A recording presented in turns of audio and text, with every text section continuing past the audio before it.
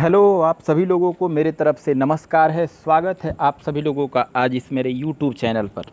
देखिए, आज मैं आपके साथ प्रोनाउन का पार्ट 2 बात करने वाला हूं और यह प्रोनाउन का जो पार्ट 2 है वो रिफ्लेक्सिव प्रोनाउन पर आधारित है, यानी रिफ्लेक्सिव प्रोनाउन हम आज पढ़ने वाले हैं।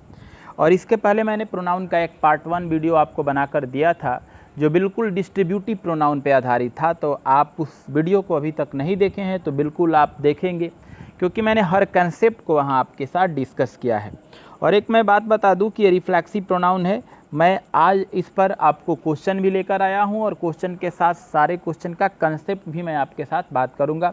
तो आप अपने कॉपी में अपने हाथ में एक पेन और फटाफट कॉपी को आप ले लेंगे और चलिए हम लोग शुरू करते हैं। देखिए, आज शुरू करने से पहले मैं बात करूँ तो ये आपका जो यूट्यूब चैनल है पांडे इंग्लिश स्टडी सेंटर, आप इस चैनल को पहली बार देख रहे हैं तो बिल्कुल इस वीडियो को लास्ट तक देखेंगे, क्योंकि आप इस चैनल पर बहुत सारे फैसिलिटी को पा सकेंगे। क्योंकि अभी बहुत सारी आपके यहाँ पे टॉपिक को पढ़ाया जाता है, हर टॉपिक को आपके साथ डिस्कस किया जाता है। और देखिए, टेलीग्राम चैनल से भी जुड़ सकते हैं, इंग्लिश विथ डी पांडे, जहाँ पर हर पढ़ाए गए मैटर का यहाँ आपका PDF मिल जाएगा। आप यहाँ से बिल्कुल PDF को डाउनलोड करके आप प्रैक्टिस कर सकते हैं। द हिंदू एडिटोरियल एवरीडे भी कराया जा रहा है, टेस्ट पेपर भी आपको दिया जाता है। द हिंदू एडिटोरियल का वोकैबुलरी आपको कराया जाता है, ग्रामर आपके साथ डिस्कस किया जाता है। जो अभी हम लोग ग्रामर में प्रोनाउन कर रहे हैं, इसका टेस्ट पेपर भी आपको बिल्कुल बताया जाएगा, दिया जाएगा। देखिए, डिफेंस के लिए मॉक टेस्ट कराया जाता है, SSC बैंक के लिए अलग अलग सभी टॉपिकों को आपके साथ डिस्कस किया जाता है। तो ज़रूर इस वीडियो को आप लास्ट तक देखेंगे और अच्छा लगे तो लोगों के साथ शेयर करेंगे और ज़रूर इसे आप सब्सक्राइब कर लेंगे। तो चलिए, मैं पहला क्वेश्चन आपके साथ बात करने वाला हूँ, रिफ्लेक्सिव प्रोनाउन। सबसे पहला सवाल है कि रिफ्लेक्सिव प्रोनाउन है क्या। तो कहना होगा कि जब कोई काम सब्जेक्ट करता है और सब्जेक्ट के द्वारा किए गए काम का असर किसी दूसरे पे ना पड़कर सब्जेक्ट पर ही पड़ जाता है तो उसी को रिफ्लेक्सिव प्रोनाउन कहा जाता है। जैसे आई का reflexive pronoun my self, you का रिफ्लेक्सिव प्रोनाउन योर सेल्फ या योर सेल्फ्स, ही का रिफ्लेक्सिव प्रोनाउन हिम सेल्फ, ठीक है। सी का रिफ्लेक्सिव प्रोनाउन हर सेल्फ, दे का reflexive pronoun them self, it का रिफ्लेक्सिव प्रोनाउन इट सेल्फ, और बात करूँ तो वी का आवर सेल्फ। तो ऐसे बहुत सारे टोटल मैंने आपके साथ बात किया।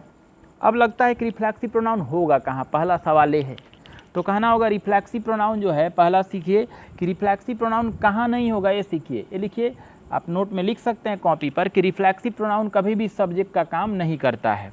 यहाँ से अक्सर सवाल एग्जाम में आए हैं कि रिफ्लेक्सिव प्रोनाउन कभी भी सब्जेक्ट का काम नहीं करता है, यानी सब्जेक्ट के एरिया में रिफ्लेक्सिव प्रोनाउन नहीं होगा। ठीक है, तो चलिए पहला क्वेश्चन आज हम शुरू करते हैं। जो मैंने अब लिखवाया कि रिफ्लेक्सिव प्रोनाउन सब्जेक्ट का काम नहीं करता, उसी से है। क्वेश्चन पढ़िए, लिखा है कि इट इज़ ट्रू दैट, यह बिल्कुल सही है। इट इज़ ट्रू दैट, यह एक तरह से देखा जाए तो मेन क्लाउज है, यह बिल्कुल सही बात है। गोपाल एंड माई सेल्फ, देखिए गोपाल नाउन हो गया और माई सेल्फ रिफ्लेक्सिव प्रोनाउन हो गया।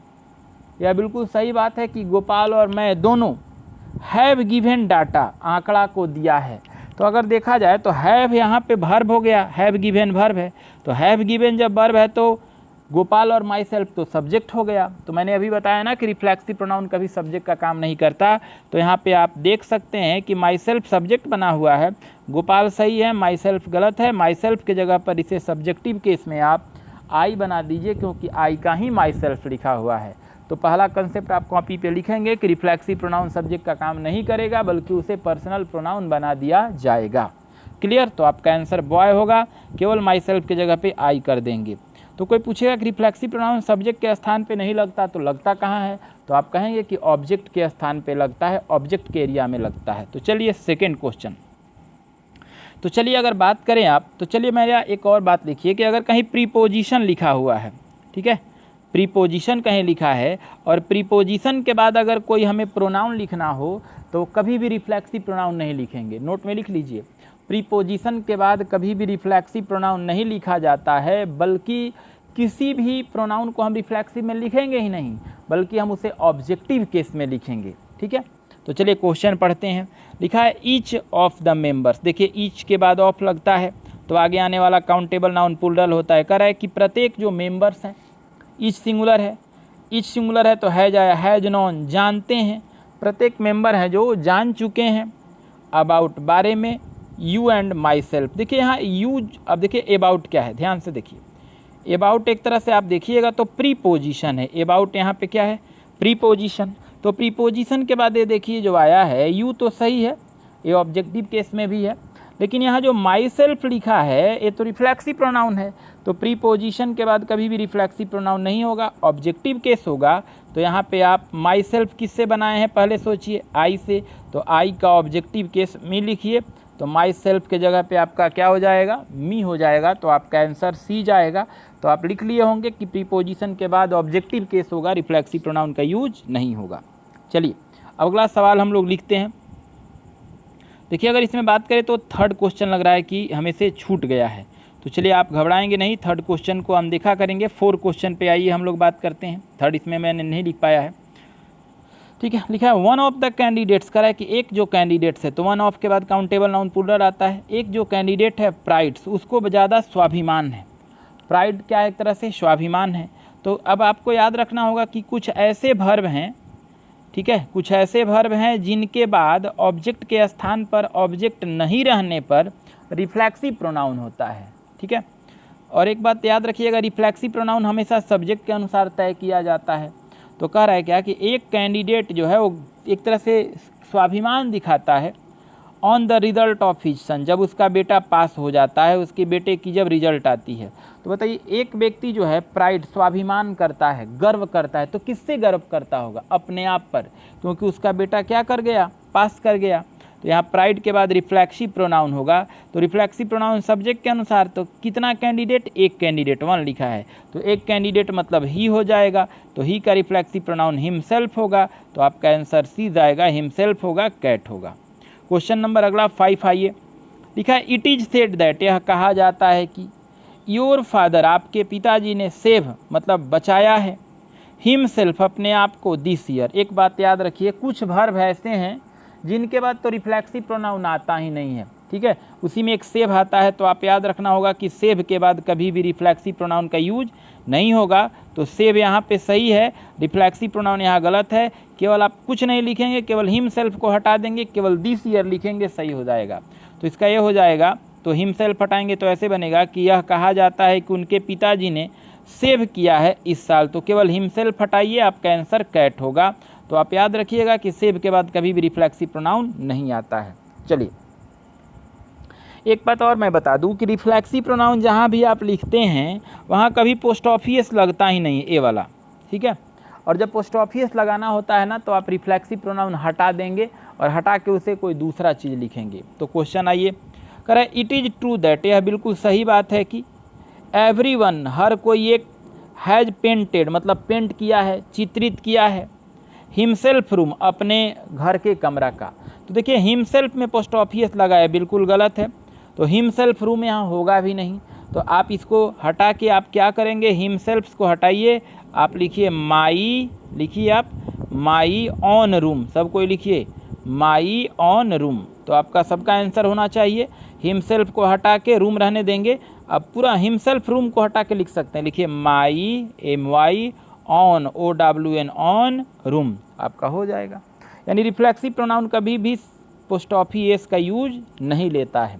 चलिए क्वेश्चन नंबर 7, कह रहा है इट इज़ क्लियर दैट, यह बिल्कुल स्पष्ट है कि, ठीक है, योर फादर, आपके पिताजी, मस्ट अवश्य ही, लुक आफ्टर देखभाल करते हैं। तो पिताजी किसका देखभाल करते हैं, तो एक बहुत अच्छा चीज़ है, आप समझेंगे तो क्लियर हो जाए। देखिए मैं आपके साथ बात करूं तो अगर प्रीपोजिशन के बाद आप लिखिए, काफ़ी अच्छा कंसेप्ट है, लिखिए ऑब्जेक्ट के स्थान पर लिख लेंगे, ऑब्जेक्ट के स्थान पर प्रीपोजिशन के बाद, ऑब्जेक्ट के स्थान पर प्रीपोजिशन के बाद उसी व्यक्ति या वस्तु का बात किया जाता है जो सब्जेक्ट के स्थान पे किया गया है। तो प्रीपोजिशन के बाद आने वाला जो प्रोनाउन होगा वो रिफ्लेक्सिव प्रोनाउन में होगा। फिर से लिखिए, लिखिए प्रीपोजिशन के बाद ऑब्जेक्ट के स्थान पर आने वाला प्रोनाउन सब्जेक्ट का ही है या खुद सब्जेक्ट से ही संबंधित है, तो वह प्रीपोजिशन के बाद ऑब्जेक्टिव केस में नहीं, रिफ्लेक्सिव प्रोनाउन में लिखा जाएगा। तो क्वेश्चन देखिए, कह रहा है इट इज़ क्लियर दैट, यह बिल्कुल स्पष्ट है कि योर फादर, आपके जो पिताजी हैं, मस्ट अवश्य ही, लुक आफ्टर देखभाल करते हैं, तो खुद का देखभाल करते हैं ये कह रहा है। तो पिताजी जब खुद की देखभाल करते हैं तो पिताजी वही हैं और उनके लिए ही आ रहा है, तो यहाँ हिम नहीं होगा बल्कि पिताजी के लिए हिम सेल्फ हो जाएगा, तो आपका आंसर सी होगा, ही के जगह पर हिमसेल्फ होगा। चलिए क्वेश्चन नंबर 8 आइए, बहुत अच्छा क्वेश्चन है। अभी मैंने बताया ना कि ऐसे देखिए, आपने अभी क्या लिखा था कि प्रीपोजिशन के बाद ऑब्जेक्ट के स्थान पर आने वाला प्रोनाउन सब्जेक्ट से ही संबंधित है, तब तो रिफ्लेक्सिव प्रोनाउन में होगा। लेकिन अगर प्रीपोजिशन के बाद, माने यहाँ कहा देखिए अमॉन्ग प्रीपोजिशन है, प्रीपोजिशन के बाद आने वाला प्रोनाउन सब्जेक्ट से संबंधित नहीं है, तब वह रिफ्लेक्सिव प्रोनाउन में नहीं, ऑब्जेक्टिव केस में होगा। तो बिल्कुल आसान कंसेप्ट है, तो आप इसे आप लिख सकते हैं। तो लिखा the different kinds of teachers, बहुत अलग अलग जो टीचर्स हैं, हैव डिस्ट्रीब्यूटेड, उन्होंने बांटा है, मेनी बुक्स, बहुत सारे किताबों को। तो देखिए टीचर बांटने वाले और किताब को बांटा जा रहा है, तो किताब जो है टीचर किसी दूसरे में बांटे होंगे, यानी सब्जेक्ट कोई और ऑब्जेक्ट कोई और है। तो एमॉन्ग के बाद यहाँ पे जो आएगा वो सब्जेक्ट से रिलेटेड नहीं है, बिल्कुल सब्जेक्ट से अलग है, इसीलिए यहाँ पर ऑब्जेक्टिव केस होगा। तो पहला ऑप्शन देम सेल्फ है, ये तो आपका रिफ्लेक्सिव प्रोनाउन है, ये तो होगा नहीं। सेकेंड आवर सेल्फ से अभी रिफ्लेक्सिव प्रोनाउन है। आप 4 में आइए तो ये we and they subjective case में है, जब हमें ऑब्जेक्टिव केस में चाहिए तो हमारा आंसर कैट हो जाएगा, अस एंड देम होगा, तो आंसर हम लोग सी लेंगे। क्लियर है। क्वेश्चन नंबर 9 आइए, लिखा है कि एवरीवन हैज़ ऑलरेडी लाइक, कह रहा है कि प्रत्येक लोगों ने पहले ही पसंद किया है, टू स्पेंड टाइम, समय को बिताना, बाई। तो अगर कहा जाए तो आप ये देखिए, प्रत्येक लोगों ने समय बिताने के लिए बात किया है, तो समय वो खुद से बिताएंगे, सेल्फ से बिताएंगे। तो जब खुद की बात आती है तो प्रीपोजिशन के बाद यानी बाई के बाद रिफ्लेक्सिव प्रोनाउन होगा। तो एवरीबॉडी के लिए, एवरीवन के लिए हमेशा ही आता है, तो ही के लिए हिमसेल्फ होगा, तो आपका आंसर डॉग होगा। अब लास्ट क्वेश्चन 10 नंबर पे बात करते हैं। अब याद रखिए कि अगर इंजॉय कहीं पे लिखा है और इंजॉय के बाद अगर कोई ऑब्जेक्ट नहीं लिखा है, तो ऐसे परिस्थिति में इंजॉय के तुरंत बाद रिफ्लेक्सिव प्रोनाउन होगा। तो लिखा है मोस्ट ऑफ द कैंडिडेट्स, यानी ज़्यादा से ज़्यादा कैंडिडेट हैव इंजॉय, खुशी मनाए हैं, इन अ रिमोट एरिया। तो एक सवाल है कि क्या खुशी मनाए हैं, तो जब सवाल आता हो क्या या कौन, तब रिफ्लेक्सिव प्रोनाउन होगा। तो इंजॉय के तुरंत बाद यानी बी पार्ट में ही होगा, तो रिफ्लेक्सिव प्रोनाउन लगेगा। रिफ्लेक्सिव प्रोनाउन हमेशा सब्जेक्ट के अनुसार लगता है, तो कैंडिडेट्स प्लूरल है, इसलिए आप इंजॉय के तुरंत बाद आप देम सेल्फ्स लिखेंगे, तो आपका आंसर बॉय होगा। तो बिल्कुल ये सारे क्वेश्चन को ध्यान से देखिए और इसे पढ़िए। Now thank you.